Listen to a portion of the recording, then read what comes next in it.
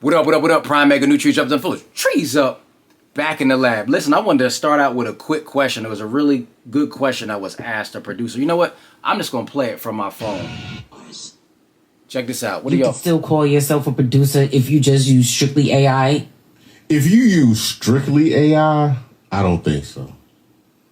I don't think so because I think, and I think it will get to a point to where that will be production. Mm-hmm. Like that is producing, like being able to write a prompt to create an amazing masterpiece. Mm-hmm. I think that it will get to that space. And I feel like if I'm an old head and if I'm diving into my old head ism, I will probably look at those producers and say, you're not a real producer. If I'm being an old head.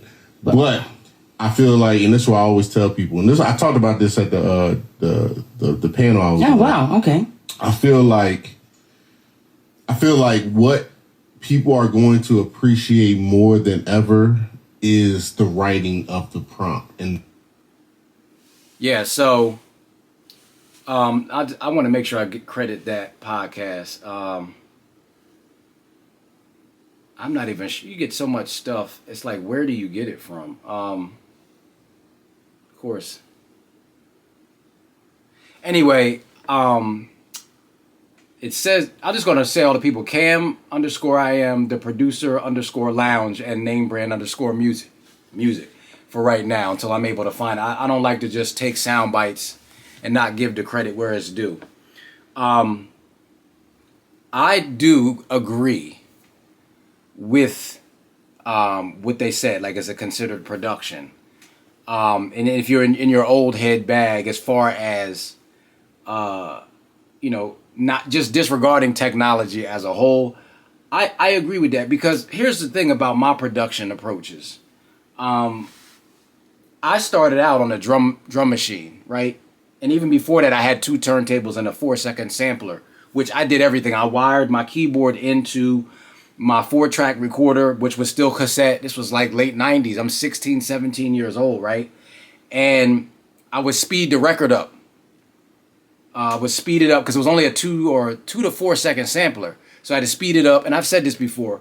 And I hit the button to catch the loop. And I would slow it down. And I'd catch the whole entire loop, right? And so fast forward, the next...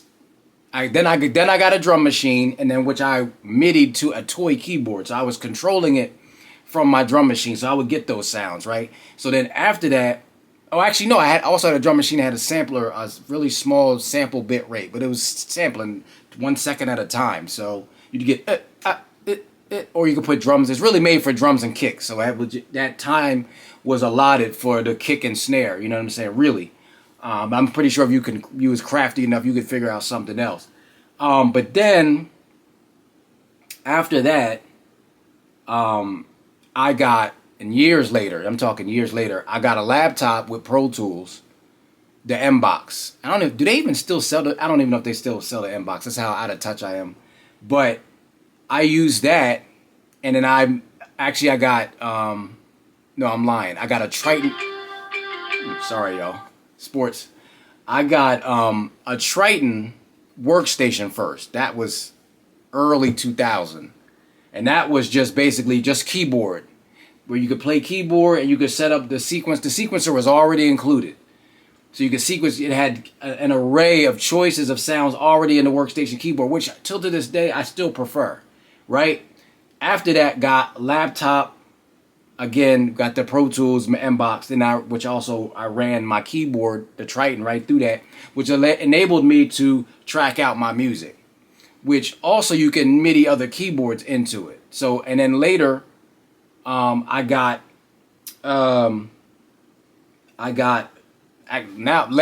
working on Logic, which is just keyboard, and directly into the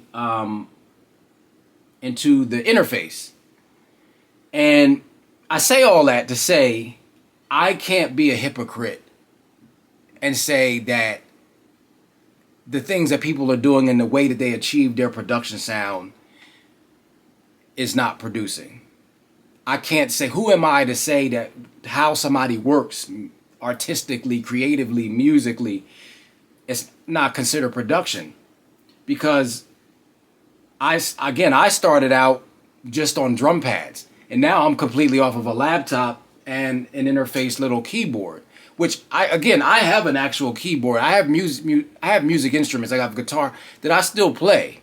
But what I found out for me is that the way I make beats is totally different. If I have an idea, to me, this is the fastest way to get to it. Is just the laptop directly into Logic.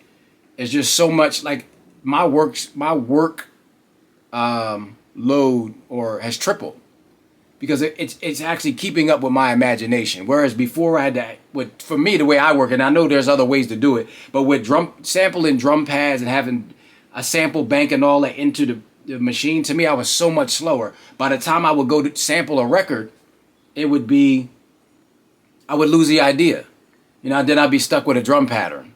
You know what I'm saying? So, and I've also always been somebody who's key driven. So I like to play my kicks and snares off of keys rather than pads. I can do both. I've done both, but I feel like I've been hovering over this style for the past almost 10 years. And I still have my, I have my MPC5. This is probably an antique. I don't even know if they even make this anymore, but this was like one of the first of its kind as a drum machine that takes 6 AA batteries as well, so you don't have to just go electric. So I remember the commercial was Dr. Dre. Dr. Dre had this, which made me run out and get it. This was like 2007, 2006. Man, this thing's almost 20 years old. Whew. He was making beats on the plane, and I don't know if anybody remembers that. He'd be on the plane with the headphones on, tapping out the beats, and so that's what made me run out and get this thing. And I still have plans of using it in different ways, but I just couldn't get it. I did make plenty of beats off of it. It's just that as I evolve more into my style of production, I came right back to keyboard style of making beats on the keyboards. And pause, finger driven, pause. You know what I'm saying? So, these keyboards have pads, so you can, I have them mapped out. You can hit the pads on here as well. But like I said, there's no bad or good way of making music. There's no in between. It's just you make it how you make it. You know what I mean? And you consider it how you consider it. I remember they would just consider laptop producers. Back not too long ago, we'd be laptop producers. Versus drum machine producers, you know what I'm saying? It's like there's no difference, you know what I'm saying? Especially for me, who I can do both. I really can. So, and in hindsight, I never judged how somebody made music. I remember my uncle's nephew, which would be my cousin. No, I forgot.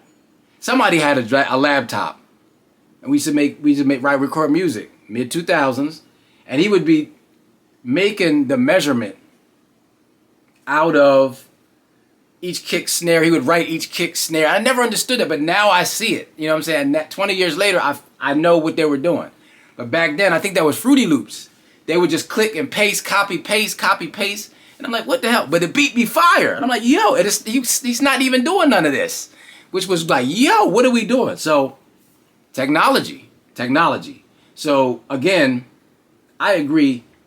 I also can see that if whoever types in the prompt, the cleverest way, more creative way is probably going to be just going to stand alone. So it still require, no matter how much technology, how far we get, it's still going to require the individual to be the utmost creative that they can be, because in order to stand out, you'll still need to tell the AI what to do and how to do it, when to do it, and at what frequency, tempo, things like that. It's going to help. It's going to make people stand out. So now, while I prefer this in this space and time, you can see it's AI is on its way. As far as there's already songs that people are getting confused with real human versus AI. Like, it's crazy. So, but anyway, I just wanted to say all that. I just wanted to show y'all something that I did. I had sampled something. This is already a track that I did, by the way. This is Ruben Bell. It's not that easy. It's like a rare sample. Or I typed in rare sample, so I brought this up.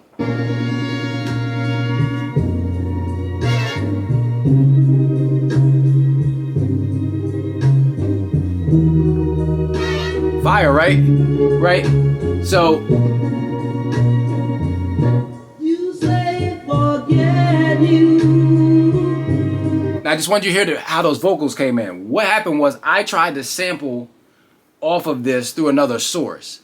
And I ended up running it through the mic line.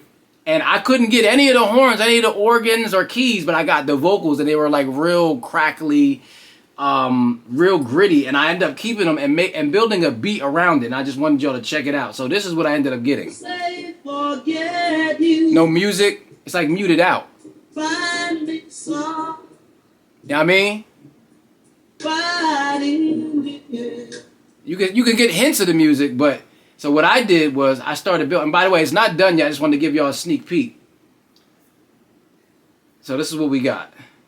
Say forget you. Oh wait a minute, hold on. All right, here we go.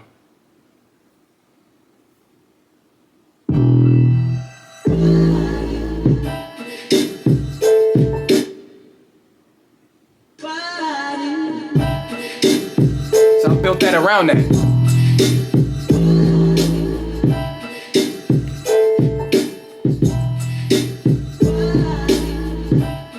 I'll take the bass so you can hear it. You know what I mean? Got some keys.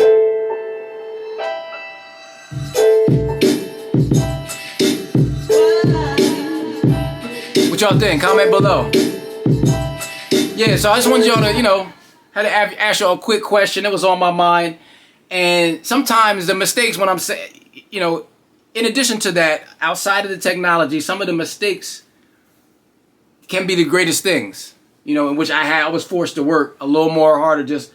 I could just build something around that. I was expecting to chop some organs and horn breaks, but it is what it is. But it's your boy Pryme.mega. Appreciate y'all. Comment below. Let's have a blessed week, have a blessed day. Let's get it, y'all.